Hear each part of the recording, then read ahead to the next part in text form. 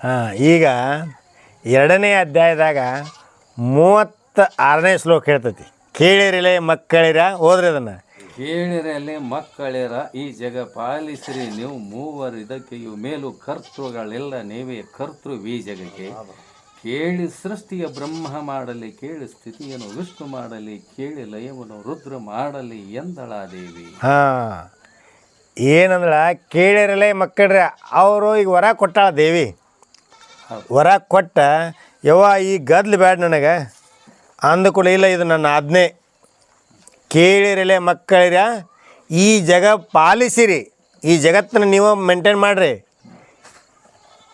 ಮೇಲು ಕರ್ತೃಗಳಿಲ್ಲ, ಈ ಜಗ ಪಾಲನೆ ಮಾಡಾಕ ಮೇಲು ಕರ್ತೃಗಳಿಲ್ಲ, ನೀವೇ ಈ ಜಗಕ್ಕೆ. ಹಾಂ, ಮುಂದೆ ಕೇಳಿ ಬ್ರಹ್ಮನು ಸೃಷ್ಟಿ ಮಾಡಲಿ, ಕೇಳ್ರಿ ಸ್ಥಿತಿಯನ್ನು ವಿಷ್ಣು ಮಾಡಲಿ, ಕೇಳಿ ಲಯವನ್ನು ರುದ್ರ ಮಾಡಲಿ ಎಂದಳಾದೇವಿ. ಇಷ್ಟ ಅವ್ರಿಗೆ ಹಂಚಿ ಕೊಟ್ಬಿಟ್ಳು. ಅದ್ರಾಗ ಮತ್ತು 36ನೇ ಶ್ಲೋಕ ಏನು ಹೇಳ್ತೈತೆ ನೋಡ್ರಿ, ಹೇಳು. 36ನೇ ಶ್ಲೋಕ ಓದು. 37. ನಡೆಯಿರಿ ಬ್ರಹ್ಮಾಂಡಕ್ಕೆ ನೀವು ಒಡೆಯರಾಗಿರಿ ಎನ್ನಲು ಪರಬ್ರಹ್ಮಡೆ. ಹಾಂ, ದೇವಿ ಅಂದಳು. ಈಗೇನ 3 ಮಂದಿಗೆ ಏನು ಹಂಚಿ ಕೊಟ್ಟಿಲ್ಲ. ಒಬ್ಬರು ಹುಟ್ಟಿಸುವುದು, ಒಬ್ಬರು ಸ್ಥಿತಿ ಮಾಡೋದು, ಒಬ್ರು ಲಯ ಮಾಡೋದು. ಹಿಂಗೆ ನಡೆಯಿರಿ ಬ್ರಹ್ಮಾಂಡಕ್ಕೆಯು ನೀವು ಒಡೆಯರಾಗಿರಿ ಎನ್ನಲು ಪರಬ್ರಹ್ಮ ಹಡಿಯೋಳ್ ನಾವು ಹೊರಳುತ್ತಲೇ ಆ ದೇವಿ ಪಾದದ ಮೇಲೆ ಬಿದ್ದ ಅವ್ರು ಹೊಳ್ಳಾಡಕತ್ರಂತ. ಏನಂತ? ಹೊರಳುತ್ತ ಬೇಡು ಈ ಜಗವ, ಬೇಡುವ ಯವ್ವ ದೇವಿ, ಈ ಜಗತ್ತಿನ ತೊಡರ ನಮಗೆ ಬೇಡ. ಹೋದ ಹಿಡಿದು ನಿನ್ನಯ ಪಾದ ಭಜಿಸಿಯೇ ಕಡೆಗೆ ಕಂಡೆವು. ಏನು ಯವ್ವ ನಮ್ಮನ್ನು ಬಿಟ್ಟು ಹೋಗಿದ್ದಿ, ನಿನ್ನ ಪಾದ ಹಿಡಿದು ಎಷ್ಟೋ ವರ್ಷಗಳವರೆಗೆ, ಎಷ್ಟೋ ಯುಗಗಳವರೆಗೆ ಭಜಿಸಿ ಈಗ ನಿನ್ನ ಪಡ್ಕೊಂಡಿವಿ, ನಿನ್ನ ಬಿಟ್ಟು ನಮಗೆ ಬೇಡವ ಯವ್ವ, ಈ ಜಗತ್ತಿನ ತೊಡರನ ಬೇಡ ಅಂದರು. ಅವಾಗ ನಾವು ಮರುಳದೀವಿ, ನಮಗೆ ಅಜ್ಞಾನಿಗಳದೀವಿ, ನಮಗೆ ಮರು ಐತಿ. ಯಾವಾಗ ಅರಿವು ಬರ್ತೈತಿ, ಯಾವಾಗ ಮರು ಬರ್ತೈತಿ ಹೇಳಕ್ಕೆ ಬರೋದಿಲ್ಲವ. ಈ ಜಗತ್ತಿನ ತೊಡರನ ನಮಗೆ ಬೇಡ ದೇವಿ, ನಿನ್ನ ಸೇವೆ ಅಷ್ಟ ಮಾಡ್ತೀವಿ ನಾವು, ಅದರಷ್ಟ ಕೊಡ ಅಂದಾಗ ಅಕ್ಕಿ ಹೇಳ್ತಾಳ. ಏನಂತ? 38ನೇ ಅಧ್ಯಾಯ. ಮರೆವೇ ಇರುವನು 38ನೇದು ಓದ್ರಿ. ಮರೆವೇ ಎರವನು ಈ ಎಲ್ಲಿಗೆ ನಾನಿರುಮೆನೊಬ್ಬಳು. ಹಾಂ, ಮರೆವು ಮತ್ತು ಅರಿವನ್ನು ಕೊಡಲಿಕ್ಕೆ ನಾನಿರುವಳು ಒಬ್ಬಳು. ನಿಮಗೆ ಮರು ಅಂತಿರಲ್ಲ, ಈ ಮರವು ಕೊಡೋಕ್ಕೆ ನಾನೇ, ನಿಮಗೆ ಅರಿವು ಕೊಡೋಕ್ಕೆ ನಾನೇ. ಅದಕ್ಕೆ ಹೆಂಗೆ ಹೇಳ್ತಾರಂದ್ರೆ, ಮರೆವು ಅರಿವನು ಈಯಲಿಕ್ಕೆ ನಾನಿರುವಳೊಬ್ಬಳು. ಯಾಕೋ ನಿಮಗಿದು ಮರುಳತನ? ಯಾಕೆ ನಿಮಗೆ ಮರುಳತನವೋ ಸ್ವತಂತ್ರವಿಲ್ಲವೋ ಎನ್ನ ಸೂತ್ರವಿನ. ಆಹಾ, ಏನಂತಾಳಂದ್ರೆ, ಎಲ್ಲದಕ್ಕೂ ನಾನಾ ಮೂಲ ಕಾರಣದಾನೆ. ನಿಮಗೆ ಮರು ಹಾಕಕ್ಕೆ ನಾನೇ, ಅರು ಹಾಕಕ್ಕೆ ನಾನೇ. ಅದಕ್ಕೆ ನೋಡ್ರಿ, ಇವತ್ತು ಬೇಕಾದಂಗಿದ್ರೂ ಕೂಡ ಜ್ಞಾನದಿಂದಲೇ ವಿಜ್ಞಾನವನ್ನೇ ಆವಿಷ್ಕಾರ ಮಾಡ್ಬೋದು.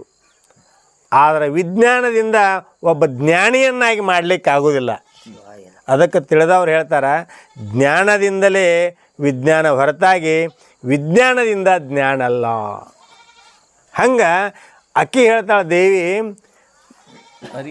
ನಾನ ಮೊದಲು ಒಬ್ಬ ಹುಚ್ಚು ಮಗನ ಕೊಟ್ಟನಂದ್ರೆ ನೀವು ವಿಜ್ಞಾನದಿಂದ ಏನು ಮಾಡವ್ರದಿರಿ? ಬ್ರಹ್ಮ ಬರೆದನು ಅಂತ ಹೆಂಗೆ ಹೇಳ್ತಾರಲ್ಲ, ಹಂಗೆ ಆಕಿ ನೇಮಕ್ಕೆ ಮಾಡಿಕೊಟ್ಟನೆ. ಇದಕ್ಕೆ 3 ಮಂದಿಗೂ ನಾನ ಮತ್ತು ಮ್ಯಾಲ ನೀವು ಮೂಲ ಕರ್ತೃಗಳಲ್ಲ, ನಾನೇ. ನಿಮಗೆ ಸೂತ್ರಧಾರಣ ನಾನು ಅದೇನೆ, ನೀವು ಬರೀ ನಾ ಹೇಳ್ದಂಗೆ ಪಾತ್ರ ಮಾಡೋದಷ್ಟೇ ಅಂತ ಹೇಳಿಬಿಟ್ಲಕ್ಕೆ. ಅದಕ್ಕೆ ಇನ್ನೊಮ್ಮೆ ಆ ಶ್ಲೋಕನ ಓದ್ರಿ. ಮರೆವೇ ಅರಿವನು ಈಯಲಿಕೆ ನಾನಿರುವಳೊಬ್ಬಳು, ಯಾಕೆ ನಿಮಗೀ ಮರುಳತನವೋ ಸ್ವತಂತ್ರವಿಲ್ಲವೋ ಎನ್ನ ಸೂತ್ರವಿನ. ಅರಿಯಲಿಕೆ ಬ್ರಹ್ಮಾಂಡ ನಂತವು ಚರಿಸುವವು ಎನ್ನಾಶ್ರಯದಿ ಕೇಳು ಪರಮ ದೇವಿ ವಿಲಾಸವದೆವು ಎಂದಳಾದೇವಿ. ಅರಿಯಲಿಕೆ ಈ ಬ್ರಹ್ಮಾಂಡನಂತವು ಅನೇಕ ಅಖಿಲಾಂಡ ಕೋಟಿ ಬ್ರಹ್ಮಾಂಡಗಳನ್ನು ಸೃಷ್ಟಿ ಮಾಡಿದಾಕಿ ಈಕೆ ಅಂತ ಸಿದ್ಧ ಆತಲ್ಲಿ. ನಾ ಹೇಳಕತ್ತಿಲ್ಲ, ಆ ಗ್ರಂಥ ಹೇಳತ್ತೈತಿ ಅಲ್ಲ. ಹೌದು ಗುರು. ಓದದ ನಂಗೆ ಏನೈತಿ, ಇನ್ನು ಮೊದಲು ಹಾಂ ಅದನ್ನ ಅಲ್ಲೇ ಬಿಟ್ಟದಿಲ್ಲ ಓದ್ರಿ. ಇದನ್ರಿ ಅರಿಯಲಿಕ್ಕೆ ಬ್ರಹ್ಮಾಂಡ ಅನಂತವು ಅಂದ್ರೆ ಇದನ್ನ ನೀವು ಅರಿಯಲಿಕ್ಕೆ ನೀವು ನೋಡಿದ್ರ, ನೀವು ತಿಳ್ಕೊಂಡ್ರ ಅಸಾಮಾನ್ಯರಿಗೆ ಅರಿಯಾಕೆ ಹೋಗಂಗಿಲ್ಲ, ತಿಳ್ಕೊಳಕ್ಕಾಗಂಗಿಲ್ಲ. ಅರಿಯಲಿಕ್ಕೆ ಬ್ರಹ್ಮಾಂಡ ಅನಂತ ಸೇರಿಸು ಅಂದ್ರೆ ಒಂದ ಅಲ್ಲ, ಇಂಥವು ಎಷ್ಟೋ ಅನಂತ ಕೋಟಿ ಬ್ರಹ್ಮಾಂಡಗಳನ್ನ ನಾನೇ ಸೃಷ್ಟಿ ಮಾಡ್ಯಾನಂತ ಹೇಳ್ತಾಳಕ್ಕೆ.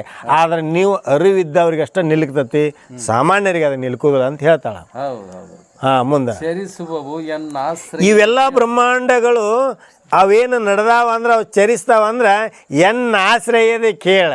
ಇದೆಲ್ಲವೂ ಎಂಥದಪ್ಪ ಅಂದ್ರೆ ಪರಮ ವಿಲಾಸವದೆ ಹೋಗೆಂದಳಾದೇವಿ ಶ್ರೀಕಂತ. ಇದೆಲ್ಲವೂ ಆ ಪರಮ ದೇವಿಯ ವಿಲಾಸ ಹೋಗೆಂದಳಾ ದೇವಿ. ಅರ್ಥಕತೆ ಬಂದು